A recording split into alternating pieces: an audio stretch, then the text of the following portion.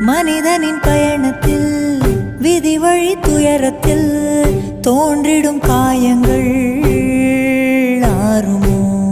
அன்பையும் பண்பையும் அறிந்திடும் ஒரு மனம் வெறுப்பிலும் சினத்திலும் வாழுமோ? வெளிச்சத்தை தரும் என்ற ஏற்றிய தீபம் ஊர் முழுவதையும் எரித்து விட்டு தீயாயானதேனோ?